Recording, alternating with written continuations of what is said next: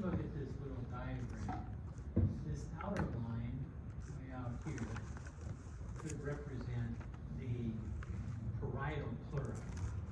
It would be attached to the outer, to the thoracic wall, the inner part of the thoracic wall. This would be the interpleural functional space, a little bit of space in there that can vary. And then this line here would be the visceral pleura, and this purplish area would be the lungs, and then up here is the airways. So this is the interpleural pressure, and this is the alveolar pressure, which is the lung pressure. And so we can see that the alveolar or lung pressure minus the interpleural pressure is the transmural pressure across that area. And then out here we have the atmospheric pressure. So what we want to do is we want to pull the parietal pleura outward, away from the lungs. That will increase this volume of this pleural cavity, which according to Boyle's law will decrease the pressure. The lungs will then expand into that decreased pressure area. So the lungs will indeed expand their volume, which will decrease the pressure in the alveoli, the pressure in the lungs, until it's subatmospheric, it's less than atmospheric pressure, and then we breathe in. Inspiration. Then we relax the thoracic wall. The parietal pleura comes inward towards the lungs, decreasing the volume here, increasing the pressure. The lungs will also then decrease in their volume. Part of that is due to their elastic recoil, and then the changes in pressure. That will decrease the volume, increasing the pressure in the lungs until it exceeds the atmospheric pressure, and then we breathe out. And that's really the mechanism of how it works. Here's a little animation of it. At the end of expiration, barometric air pressure and alveolar air pressure are equal. Therefore, no movement of air into or out of the lungs takes place. Inspiration begins with contraction of inspiratory muscles to increase thoracic volume. This results in expansion of the lungs and an increase in alveolar volume.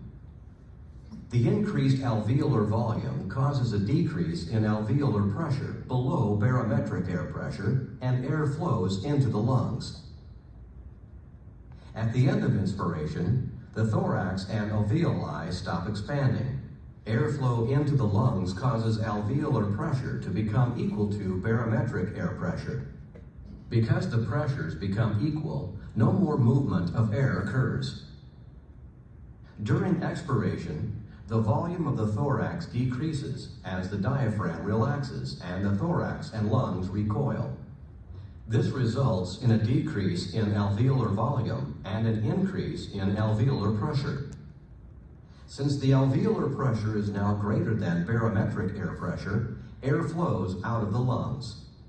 Air continues to flow out of the lungs until alveolar pressure becomes equal to barometric pressure.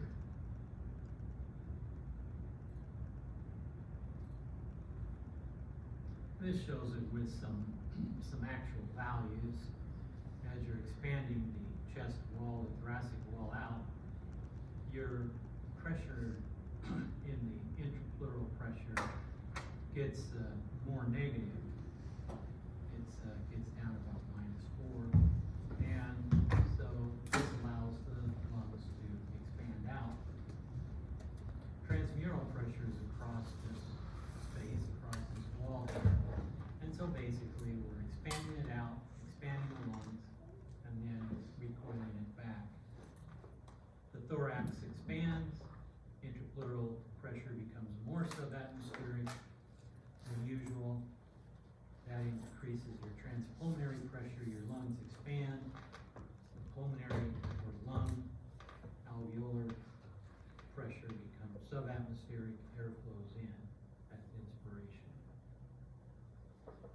expiration is the chest wall recoils as the muscles relax.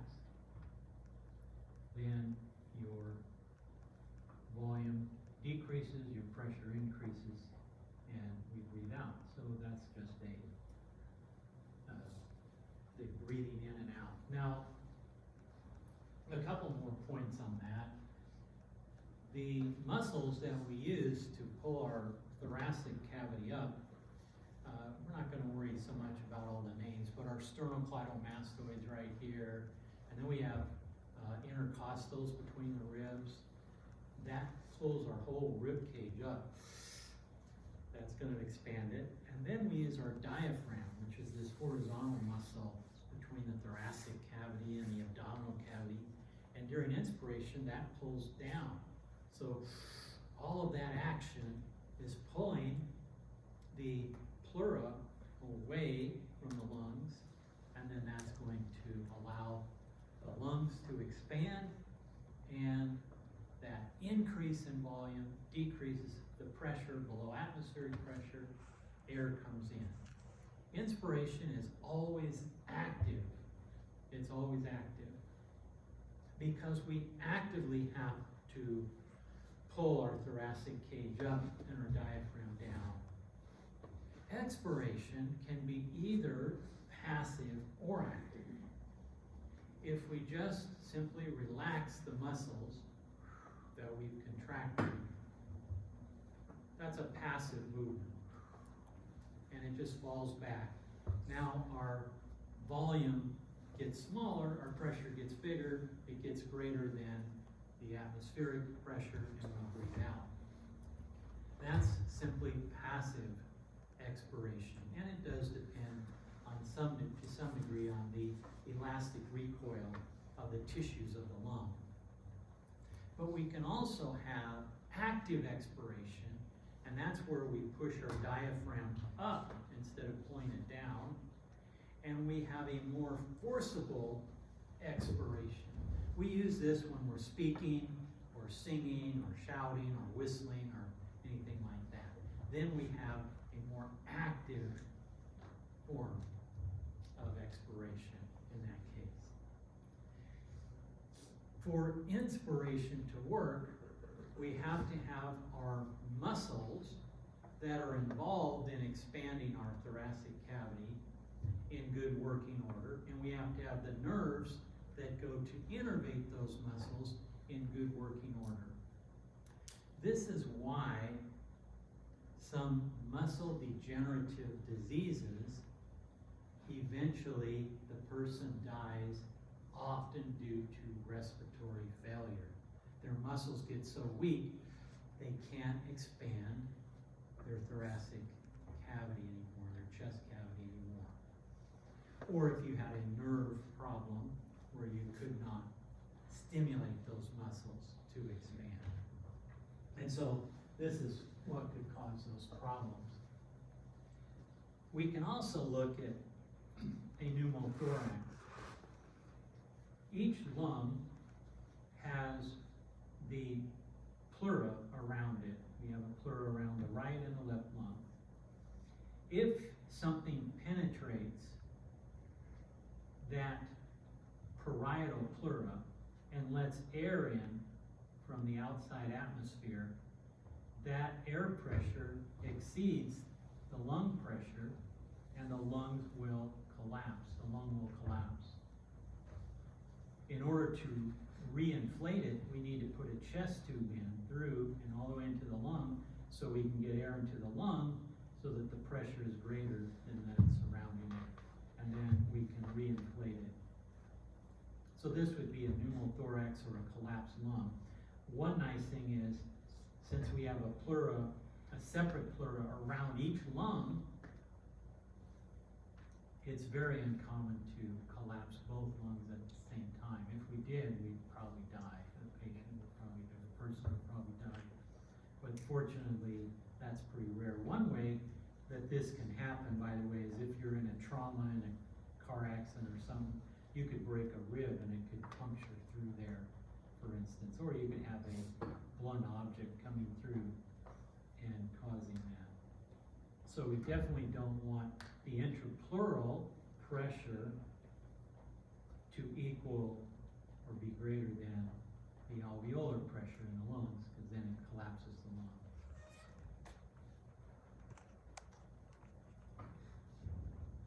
The alveoli in our lungs, we have 300 million of them, and they're very small.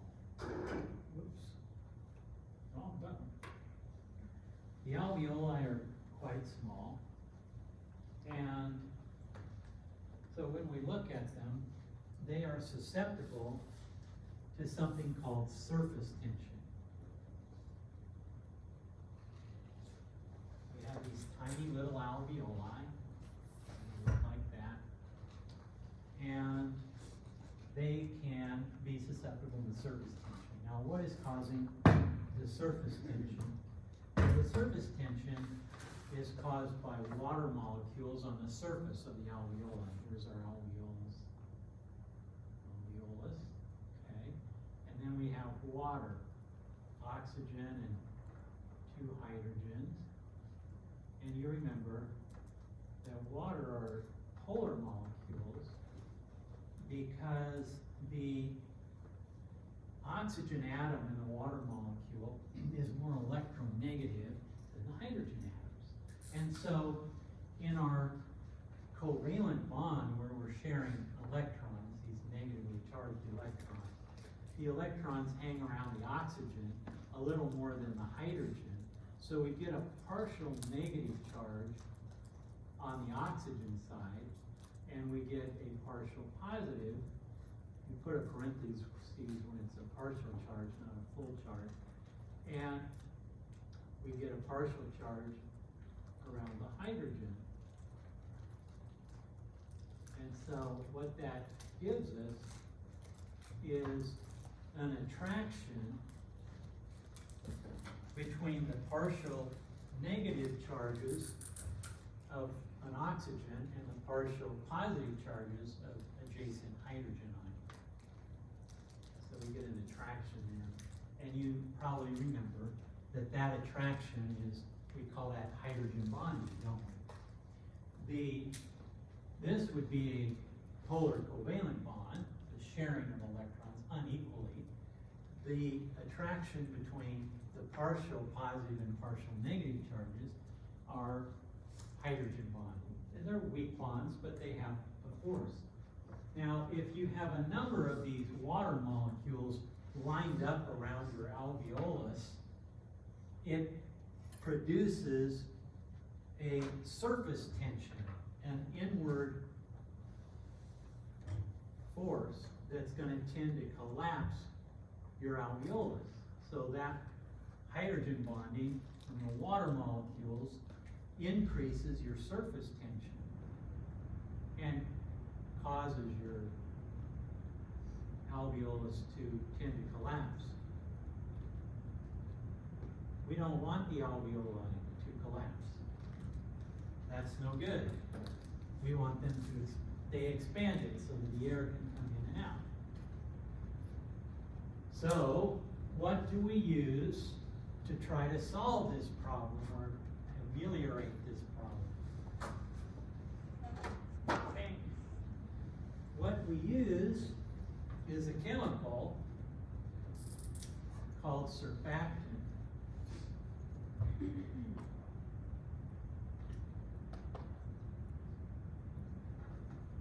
And they're secreted from the type 2 alveolar cells.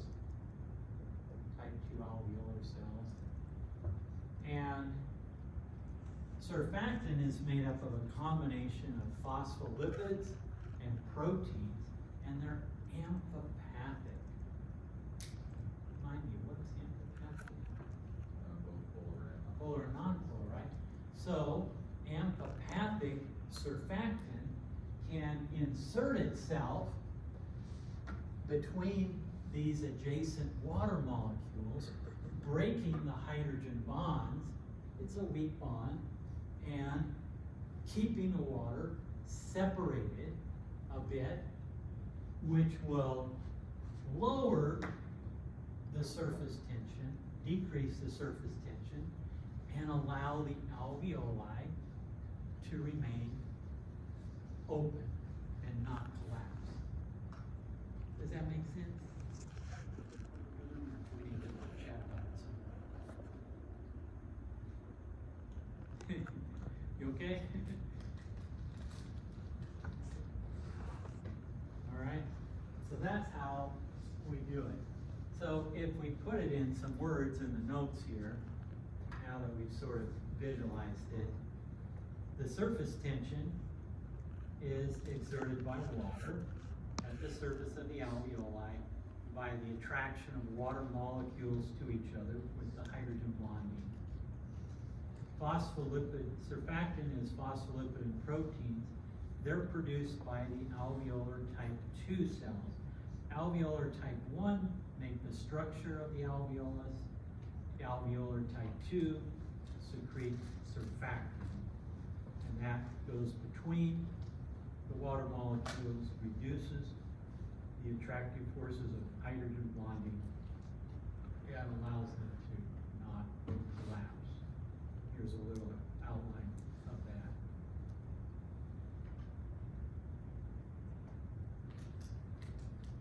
that. A deep breath causes the secretion of more surfactant.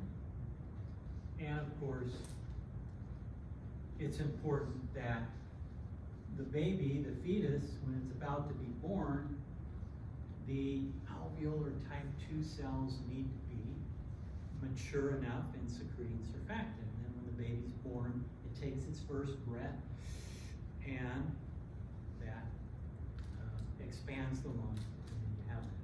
If you have a preterm baby, premature, he's early, or she's early, then they may not have their alveolar type 2 cells completely mature yet. They may not produce enough surfactant. They may not be able to expand their lungs properly.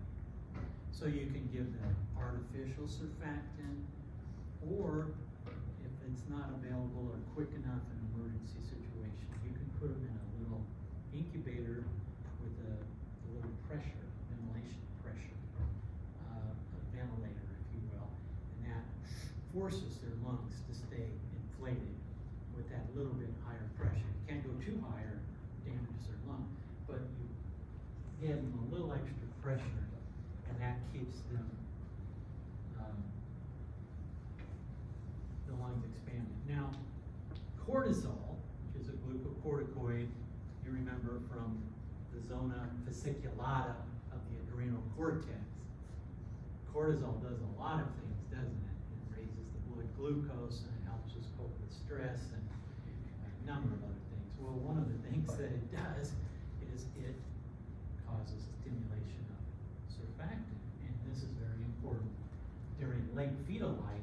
As the cortisol levels start increasing, you start making more surfactant. Lung compliance is simply the change in lung volume over the change in pressure. How much pressure do you need to change the lung volume? We want to have a normal compliance, which is shown in this green S-shape or sigmoidal curved slope here.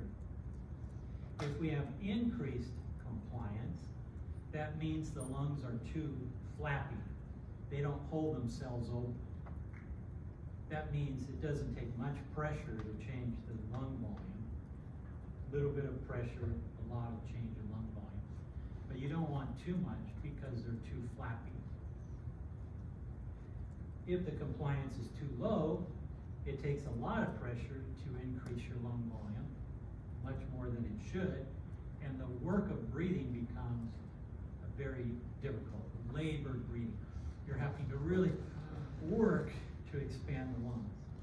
There are some diseases that cause too high of a compliance. Think emphysema or COPD, and we'll talk about that more. And there are some diseases that have a decrease in compliance, a loss of elasticity, fibrosis, and the like, are those kinds. So we want to keep it within normal homeostatic levels. We don't want it too high or too low. This is the, going back to surfactant, if you can have infant respiratory distress syndrome, also called respiratory distress syndrome on the newborn, too little surfactant, and the alveoli collapse, and you have to try to push them open each time.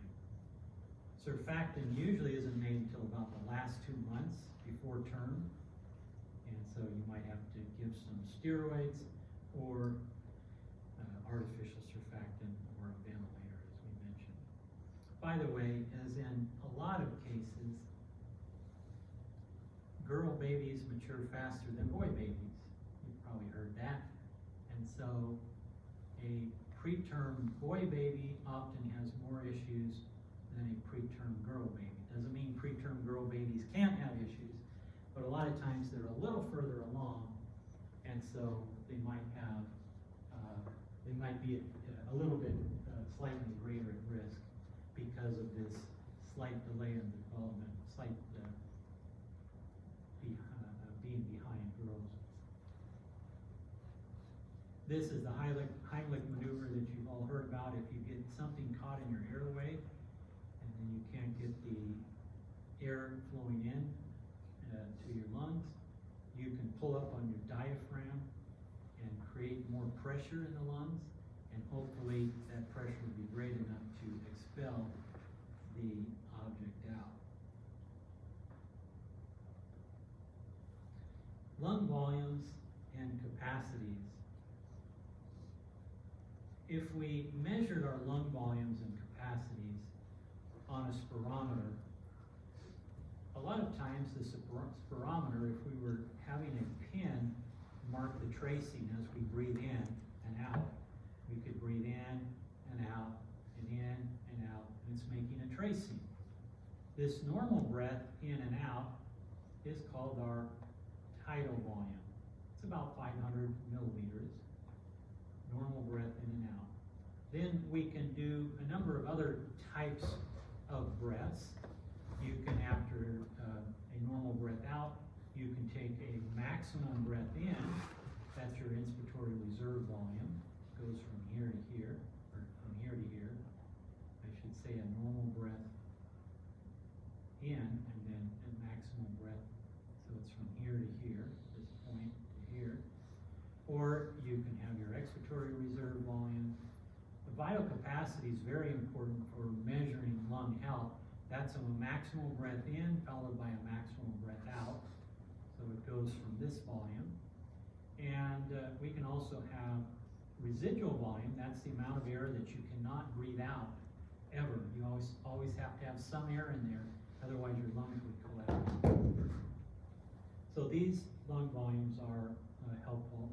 We've given you just a few. These are all of the major ones, but the ones that I'm interested in having you memorize are the ones that I put a star by. We're not going to have you bother to memorize all of them, but you should know the tidal volume and the what it is and the typical value, the residual volume, the vital capacity, the total lung capacity. Just those four major ones that we're going to be asking you to remember. Now, a couple of notes on this. The tidal volume is generally the same in men and women, about 500 milliliters. All of these others, because they differ with body size, and men in general are a little bit bigger than women in general. Obviously, there's women who are bigger and men who are small and all that, but in general, this is sort of an average for everybody. Men would have a little higher averages of these, and women would have a little lower, and again, it's due to body size. So we have a little bit of difference there. Instead of learning the difference for men and women, we'll just learn these as our values here.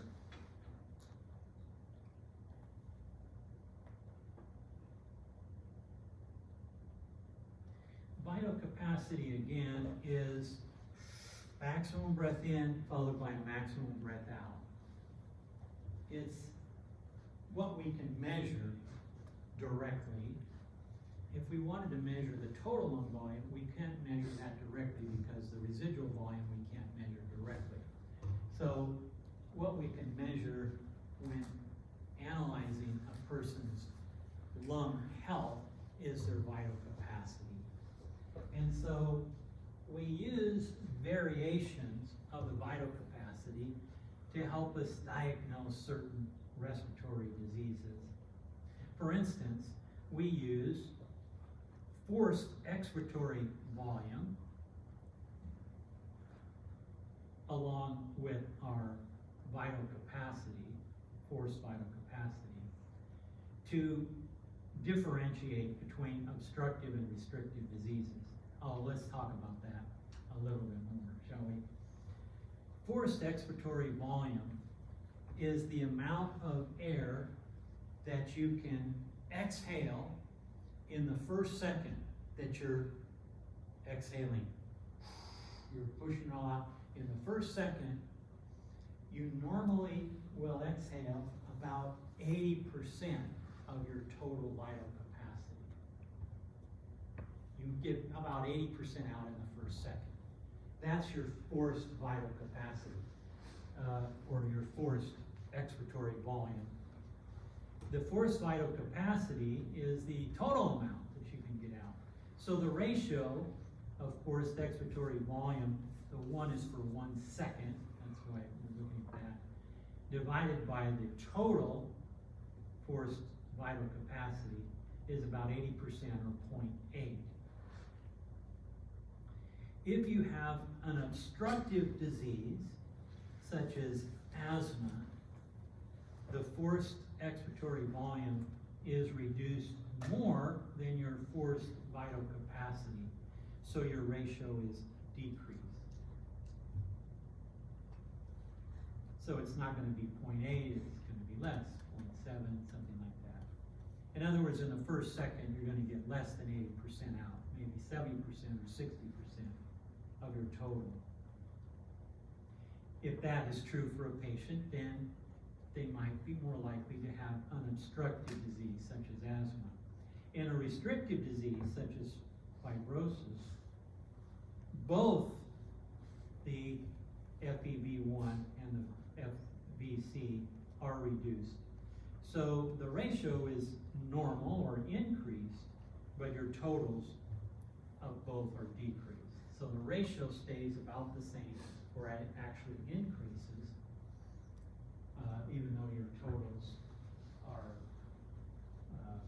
and your totals are both decreased in a restrictive lung disease.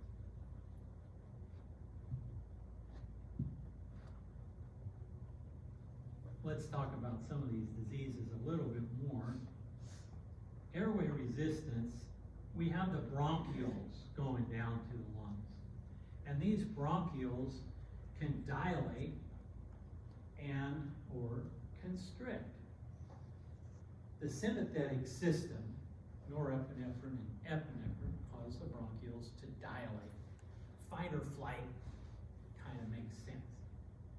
Parasympathetic, acetylcholine and the like, causes these bronchioles to constrict. Other things can cause a reflex constriction. If you go out and it's a really cold day and you go out of your car or your house,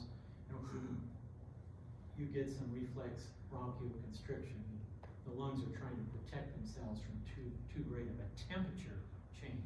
So they might constrict on that for a while, at least.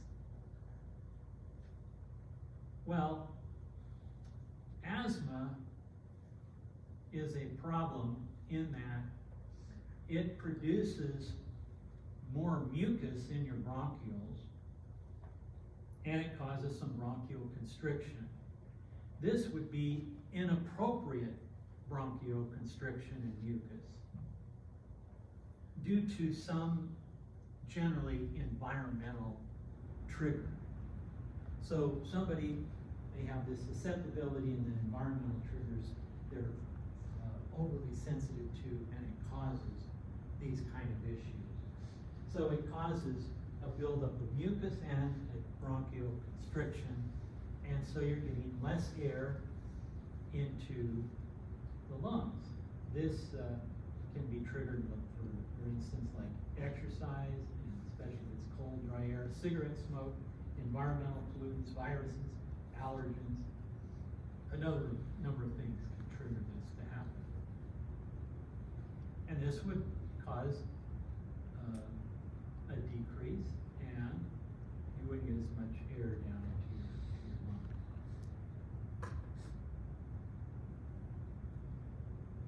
You want to treat it with anti-inflammatory drugs. Glucocorticoids are like forms of cortisol. Glucotriene inhibitors.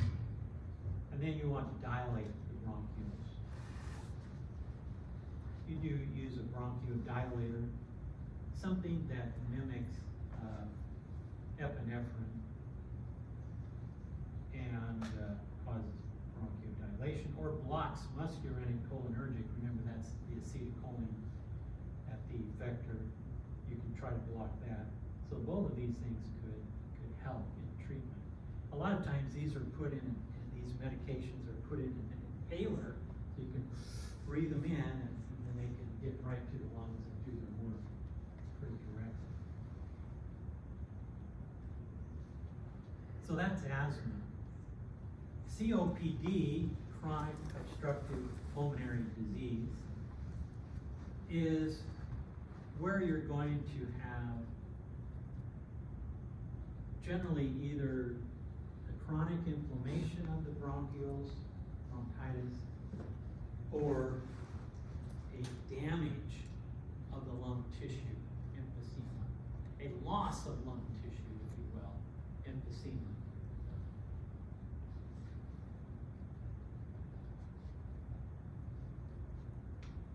In this case, emphysema, because it destroys the lung tissue, parts of it, the alveoli and some of the airways, you will have a challenge in getting the air in, but you'll have even more of a challenge because of the increased compliance to try to get the air out, to exhale. The lungs are too flappy because of the loss of lung tissue. You breathe in, and then you can't get it out. And so you have this old, stale air, if you will, that you've already removed the oxygen, and it's got more CO2 in it, and now you're trying to put more in, but you've already got a bunch of it in there. And so emphysema, of course, is going to really decrease the amount of oxygen that gets into the lungs and into the blood and into your cells. Bronchitis is mostly a inflammation of the bronchioles. COPD is both restrictive and obstructive. Again, too much mucus in the chronic bronchitis, and this can cause these kind of problems. So, if we look back at asthma, asthma is considered mostly an obstructive disease. COPD, despite its name, is both obstructive and restrictive. Fibrosis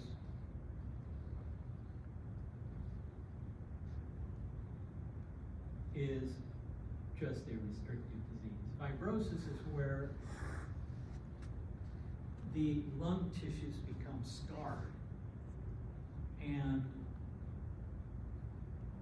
then less efficient, less able to do their normal function. The thing about fibrosis is, in most cases, we don't know what causes it. The lungs just start getting scarred up. We know that there can be a genetic link, but we really don't know what triggers it very often. And then all of a sudden, the lungs get real scarred up, and you can't breathe in. Or the possibility is Probably it's a logical hypothesis, isn't it? That would be the case. If you have a genetic predisposition, and then you get a bunch of junk in your lungs, and then it changes the normal tissue to scarring. So a conclusion about Smoking is absolutely the primary cause of any COPD emphysema. Of course, smoking is not going to help with asthma or fibrosis because you've got all that, but the cause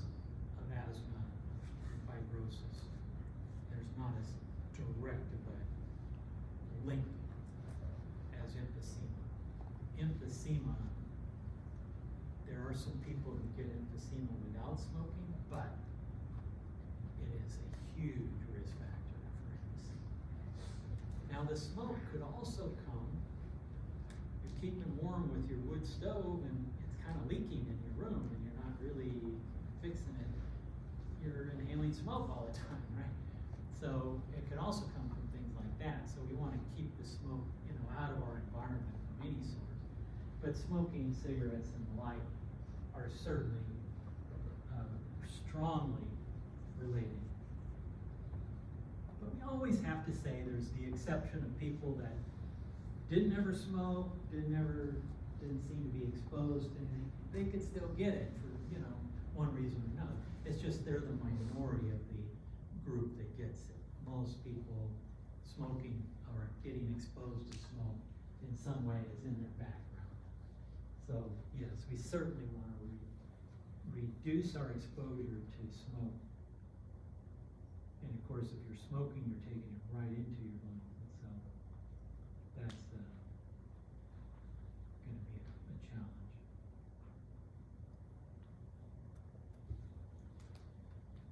How are we feeling? Okay.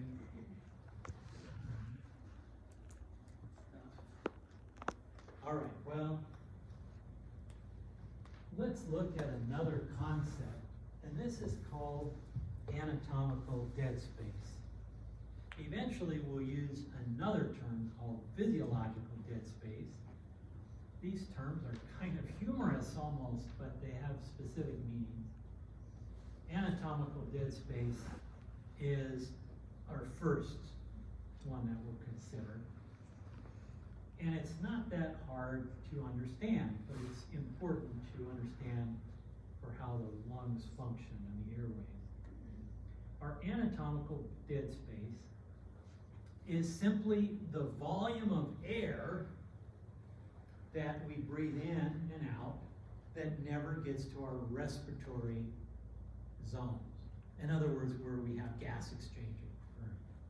In other words, it's wasted air. We have to breathe it in and out, but it doesn't give us any benefit from a respiratory point of view. Okay? So that's what it is. Now, I'm going to tell you, because when you eventually get around to your respiratory case studies, you'll want to remember this in order to do the case studies. We can calculate the anatomical dead space, but in general, we can estimate it by simply looking at the weight of a person in pounds, not in kilograms, but in pounds. So if a person weighs 150 pounds, their anatomical dead space would be 150 milliliters. If they weigh 120, that would be 120, etc. Okay? So we can do an estimate because it changes based on our size. And so it's a quick and easy estimation. So if we know a patient's weight in pounds, we can estimate their anatomical dead space. If we have a minute ventilation,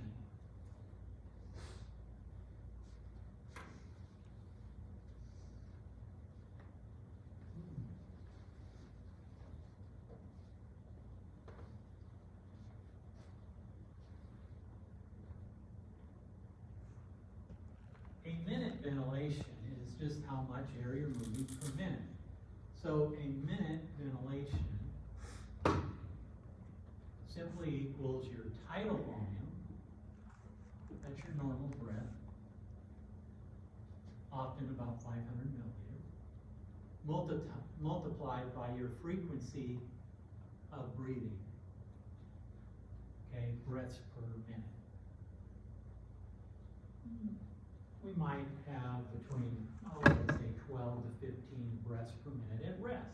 That goes way up when we're exercising, of course, and then it comes down. So our minute ventilation is simply our tidal volume times our frequency of breathing. Now our alveolar ventilation, we can see up here, is the frequency of breathing times this parenthetical relationship, tidal volume minus the dead space. So we remove the dead space because it never gets to the respiratory areas, and we call this ventilation that actually gets to the exchange, the respiratory zone, we call that our alveolar ventilation. This is much more appropriate value because it actually tells us what gets to the exchange areas. So we call that the alveolar ventilation.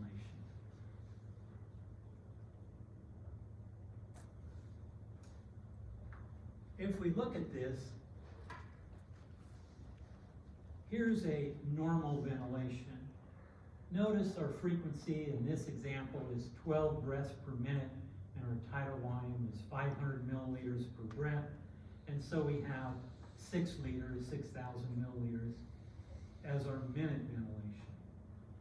But if we assume our anatomical dead space is about 150, we can calculate our alveolar ventilation, 500 minus 150, and then we take 350 times 12, and we get 4,200 milliliters, or 4.2 milliliters. That actually gets to our exchange zones.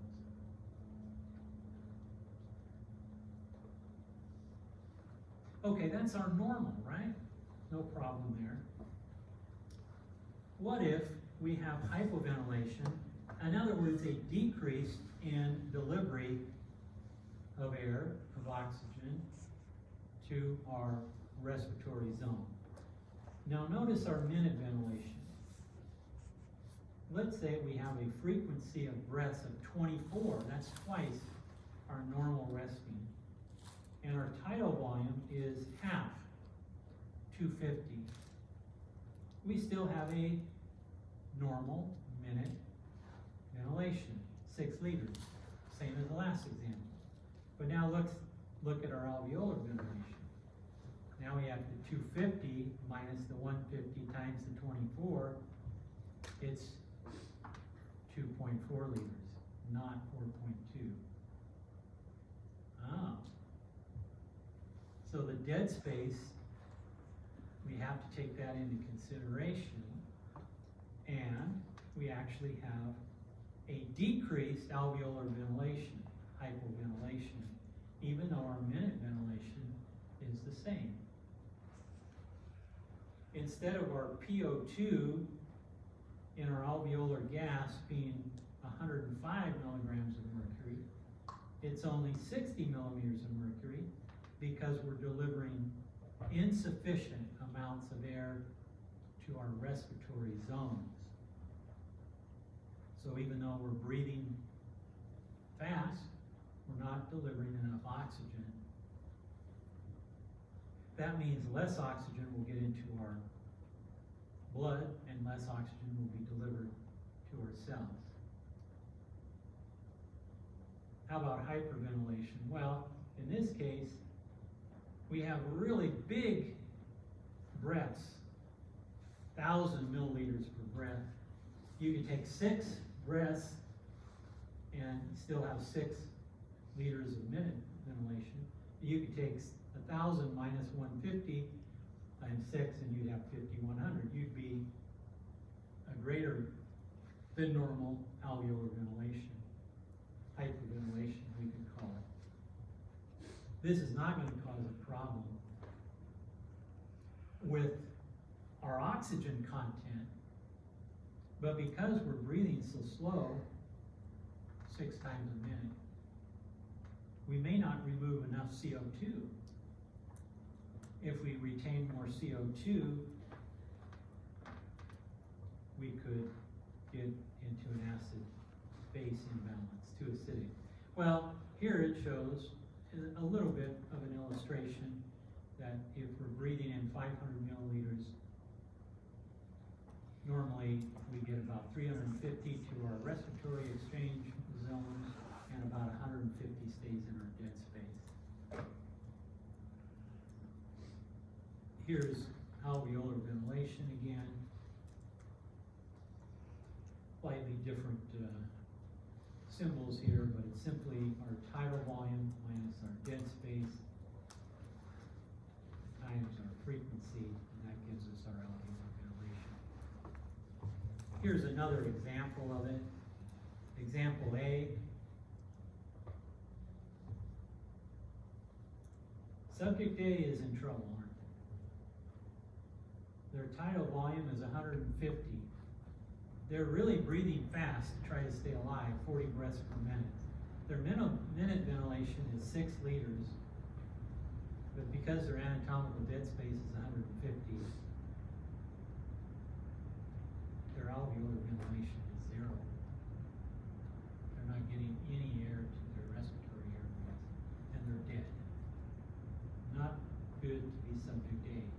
Subject B is normal, and subject C is hyperventilation. So you can see that it's much more accurate to look at alveolar ventilation than our minute ventilation. And that's what we need to look at for health.